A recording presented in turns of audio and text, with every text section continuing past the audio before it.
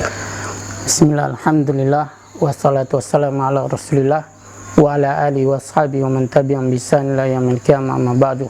Saudara kaum muslimin, kita berjumpa pada acara memetik faedah dari kitab Tauhid.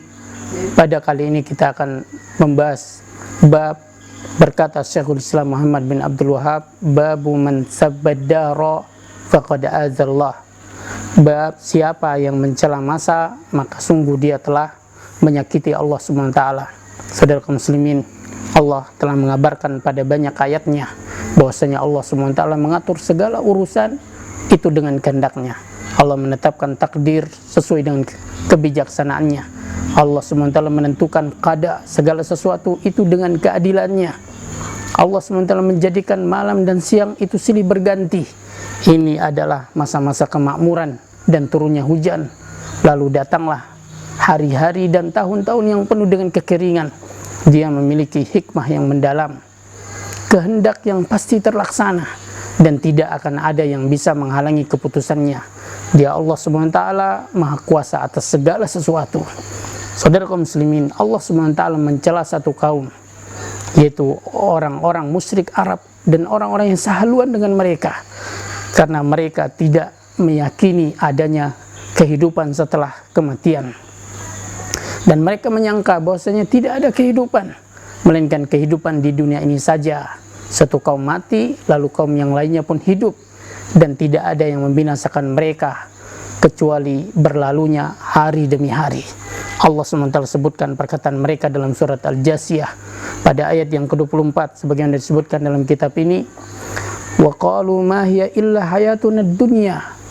Mereka berkata, kehidupan itu tidaklah lain hanyalah kehidupan dunia ini saja. Namutu wa nahya, kita mati dan kita hidup. Wa ma yuhlikuna illa dahra, wa ma yuhlikuna illa dahru, dan tidaklah membinasakan kita kecuali masa. Saudara kaum muslimin, dalam ayat ini Allah mengabarkan kepada kita bahwasanya orang-orang yang mereka mengingkari hari kebangkitan, mereka itu menisbatkan berbagai hal dan kejadian itu kepada masa. Maka saudara kaum muslimin, ketahuilah, siapa yang menisbatkan berbagai macam kejadian kepada masa, maka suatu saat nanti dia akan mencelanya ketika terjadi padanya sesuatu yang tidak diinginkannya. Padahal mencela masa ini berarti telah mencela Allah Subhanahu wa taala dan menyakiti Allah Subhanahu wa taala. Disebutkan dalam Sahih Bukhari dari sahabat Abu Hurairah, dia berkata, Nabi SAW telah bersabda, Allah SWT berfirman, yu'zini banu Adam, anak Adam telah menyakiti aku, kata Allah. Yasubud dahra, dia itu mencela masa, wa ana dahru, padahal akulah masa itu, maksudnya akulah penciptanya. Uqallibul laila wan nahara, aku mempergantikan siang dan malam.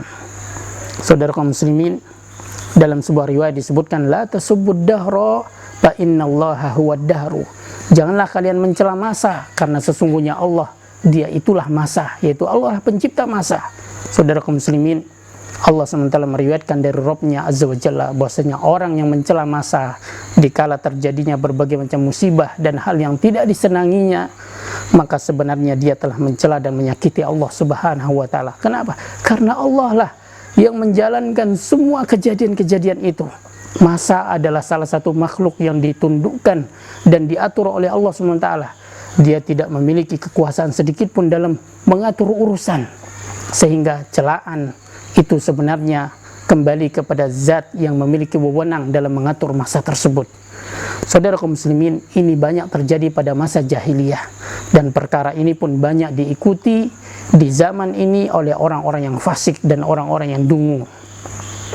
Ketika arah masa itu tidak berpihak dengan keinginan mereka, maka mereka mencela masa dan waktu tersebut. Bahkan terkadang mereka mengutuknya. Saudara kaum muslimin, ini tidaklah terjadi. Ini tidaklah terjadi melainkan karena lemahnya agama, kurangnya akal, disebabkan karena kedunguan dan kejahilan yang besar. Saudara kaum muslimin, masa ini adalah makhluk yang Allah tundukkan, yang Allah SWT atur dan jalankan. Berbagai macam peristiwa yang terjadi di dalamnya itu karena kehendak dan pengaturan Allah Subhanahu wa taala. Saudara kaum muslimin, maka mencela masa ini adalah mencela zat yang mengatur kejadian-kejadian yang ada di dalamnya. Saudara kaum muslimin, di samping ini sebagai kekurangan di dalam agama, ini juga adalah kekurangan dalam akal, dan di dalamnya akan menambah besar musibah dan merupakan menutup kesabaran yang diwajibkan di dalam agama. Saudara kaum muslimin, seorang mukmin yang sejati, dia akan mengetahui bahwasanya apa yang terjadi itu tidak lain kecuali dengan kehendak dan takdir Allah Subhanahu wa ta'ala dan hikmahnya. Dia tidak akan pernah mencela hal-hal yang tidak pernah dicela oleh Allah Subhanahu wa ta'ala dan Rasulnya. Bahkan dia akan menerima segala rencana Allah Subhanahu wa ta'ala dan keputusannya, sehingga akan bertambahlah tauhid dan ketentraman di dalam hatinya. Saudara kaum muslimin, di antara ucapan mereka dalam mencela masa, mereka berkata, semoga Allah Subhanahu wa ta'ala tidak memberkahi hari di mana musibah itu terjadi. Mereka juga berkata, semoga Allah Subhanahu wa ta'ala mengutuk tahun di mana si fulan itu meninggal. Mereka juga mengatakan ini adalah zaman atau masa rezim yang penuh dengan khianat. Mereka juga mengatakan ini adalah tahun yang penuh dengan kekejian. Mereka berkata ini adalah zaman edan.